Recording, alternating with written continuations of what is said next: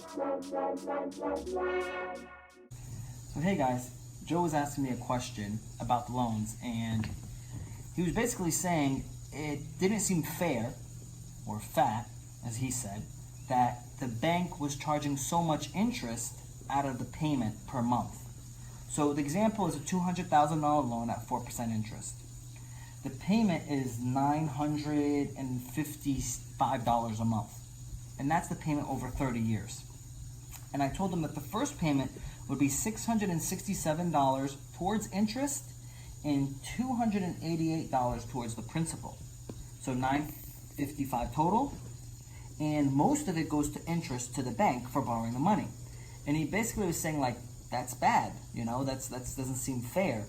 And how the loan works, on a 30-year loan, you're gonna go and have your interest high and your principal low. So how much you're paying down the loan.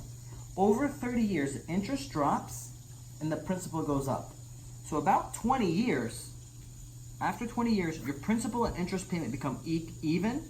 And then after that, the last 10 years, your principal payment is higher than your interest payment.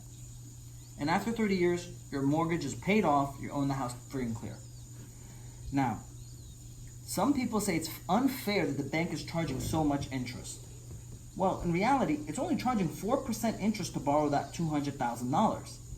If someone gave me $200,000, I can reinvest it and make way more than 4%. I can usually make 20 to 25% on my money. So, in reality, that's actually a pretty good deal. 4% interest, that is what, 1% higher than an inflation rate, which real inflation is higher than 3%, But let's just say what the government says is right, 3% inflation, it's only 1% above it. It's actually not a lot of money. In reality, think of it this way though. They're letting you borrow money for really cheap. Yes, you're paying interest, but you're still, if you're smart with your buy, your principal, interest, tax, and insurance should be significantly less than what it would cost you to rent. And instead of renting for 30 years and owning nothing, you're gonna partner with the bank, pay the money to borrow the money, and then in 30 years you actually own the house, and we're paying less than you would for rent over that period of time. And the good thing is this, each year your property value normally goes up, but your payment usually stays the same. And if you're renting, each year your rent payment would have gone up. So you're double winning. One, you're winning because your property value, actually triple winning. You're winning because your property value go up. You're winning because your mortgage payment usually doesn't go up. You're winning because you're paying down your principal on the loan. And you're winning because if you do your taxes properly, most likely you can write off the property taxes and the interest on the loan against your taxes. So don't look at that one thing of, oh, I'm paying so much interest, it's not fair.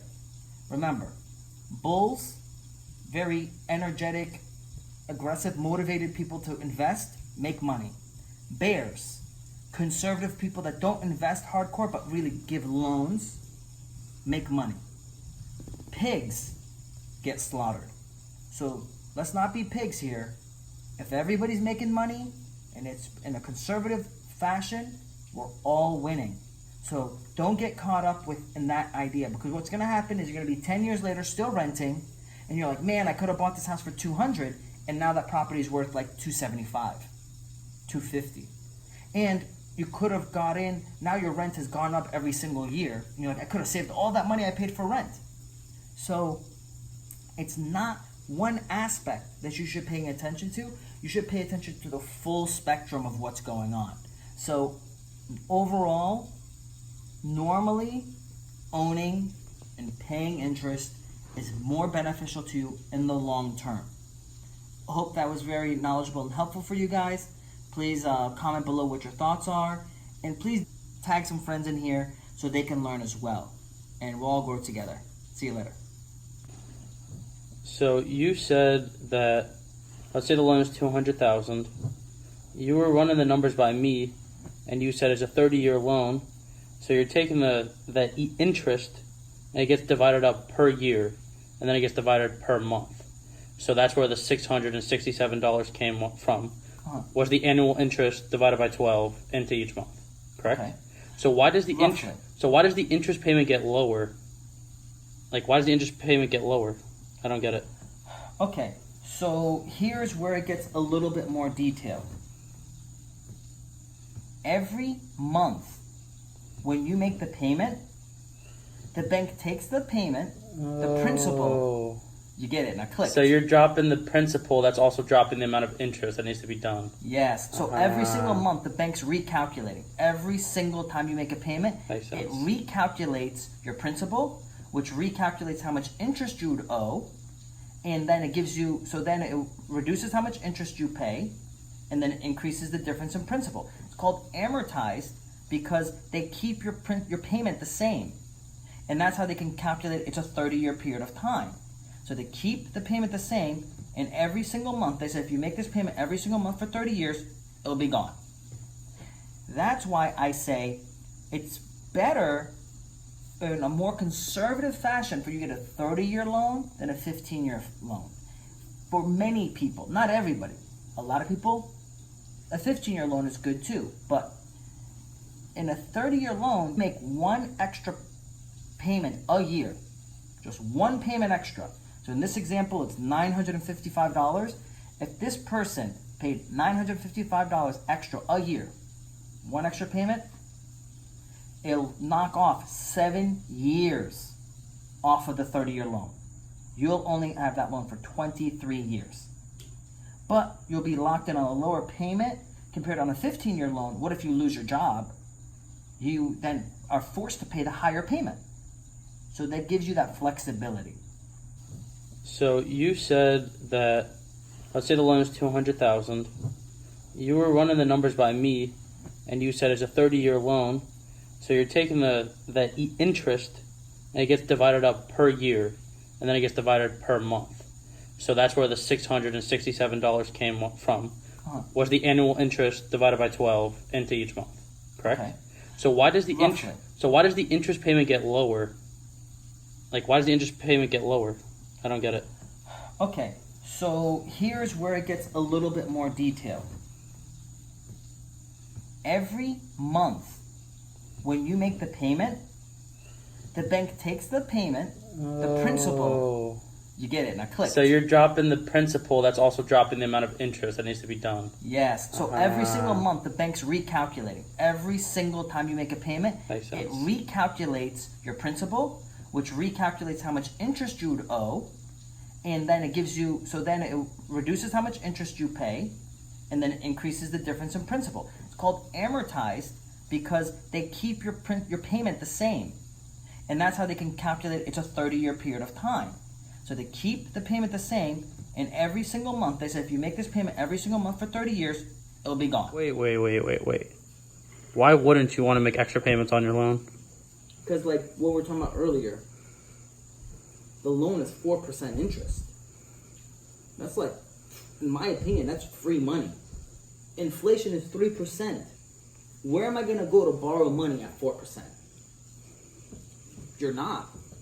So, I'm getting interest that I can write off on my taxes and property taxes.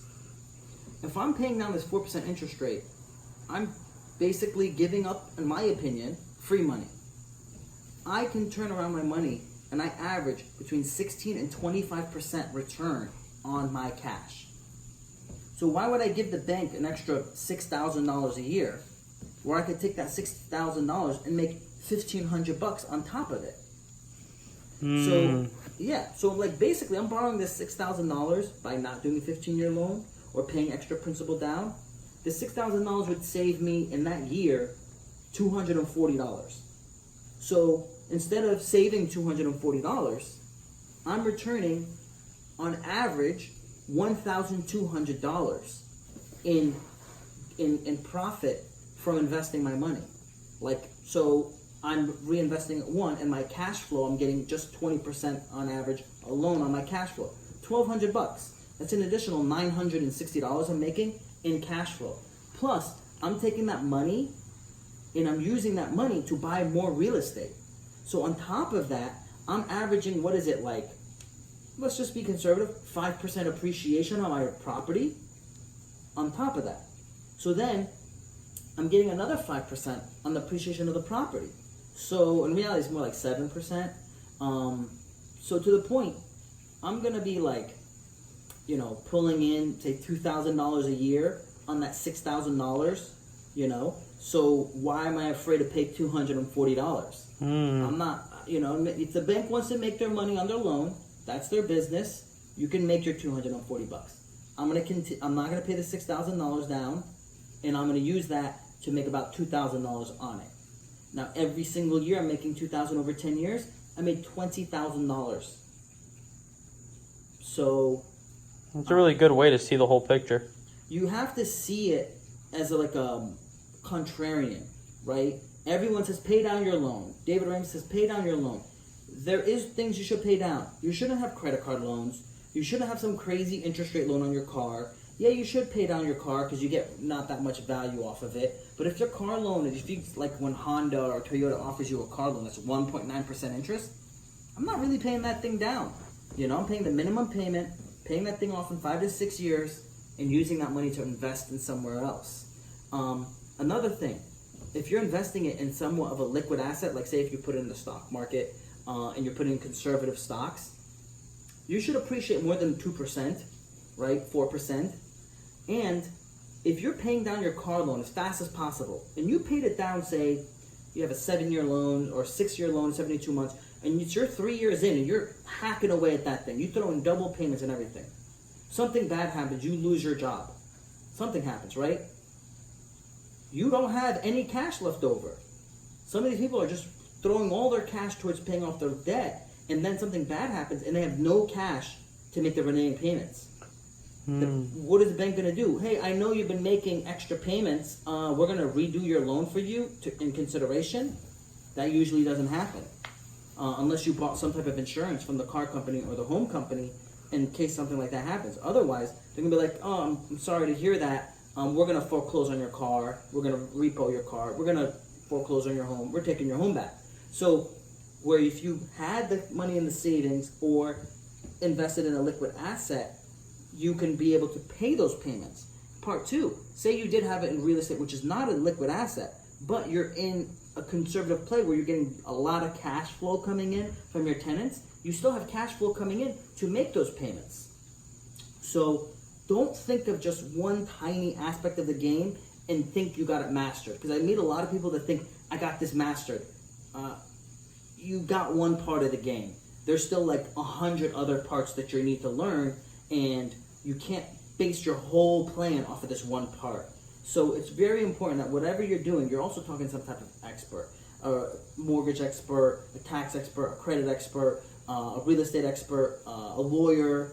You know, you need to make sure, a financial advisor, you need to make sure that you're considering all aspects of the game when you're making these decisions.